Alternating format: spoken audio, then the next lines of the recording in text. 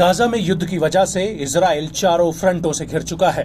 एक तरफ जहां गाजा में आईडीएफ हमास से लड़ रही है, वहीं दूसरी तरफ लेबनान का हिजबुल्ला उत्तरी फ्रंट पर तबाही मचा रहा है।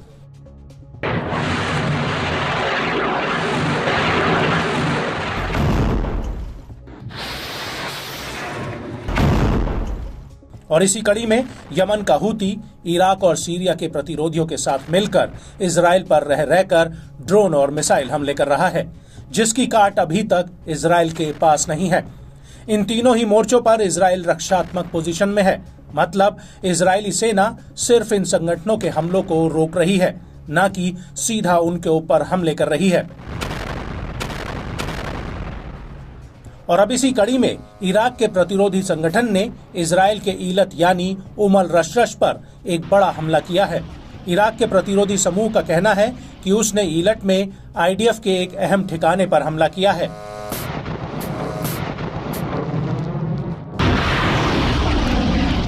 प्रतिरोधी समूह ने इस हमले को लेकर एक बयान भी जारी किया है। उसने कहा कि उसका ये हमला गाजा में इजरायली सेना के नरसंहार के जवाब में है। प्रतिरोधी समूह ने आगे कहा कि हम दुश्मन के गढ़ में और भी ज्यादा तीव्रता से हमले जारी रखेंगे।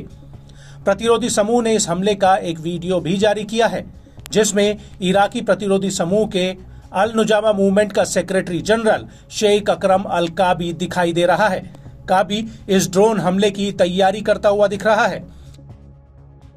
वीडियो में वो ईलट पर दागे जाने वाले ड्रोन को लॉन्चिंग की तैयारी में लगा नजर आ रहा है।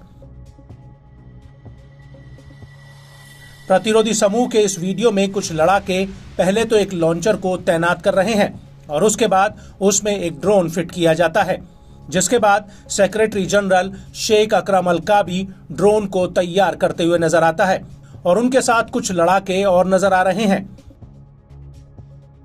इसके बाद ये सभी लड़ाके थोड़ा पीछे हट जाते हैं और कुछ देर बातचीत करने के बाद इस ड्रोन को ईलत की तरफ लॉन्च कर दिया जाता है।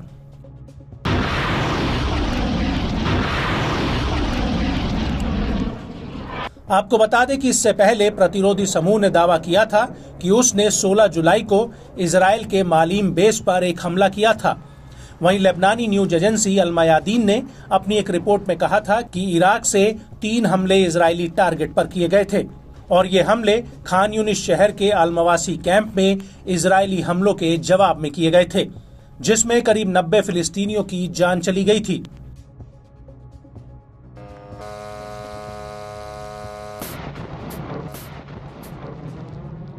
और 16 जुलाई को इराकी प्रतिरोधी समूह ने इजराइल पर 2 हमले किए थे, जिसमें उसने 2 आत्मघाती ड्रोन्स का इस्तेमाल किया था और इसके बाद तीसरा हमला स्थानीय स्तर पर बनाई गई अल-अरकाब क्रूज मिसाइल से किया गया था।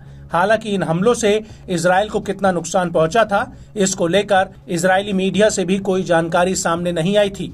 हालांकि ये पहली बार नहीं है जब इजराइल पर हमलों में हुए नुकसान की जानकारी छिपाने का आरोप लगा हो, बल्कि इससे पहले भी गाजा में आईडीएफ को हुए नुकसान की जानकारी पर भी पर्दा डालने का आरोप इजराइल सरकार पर लगता रहा है।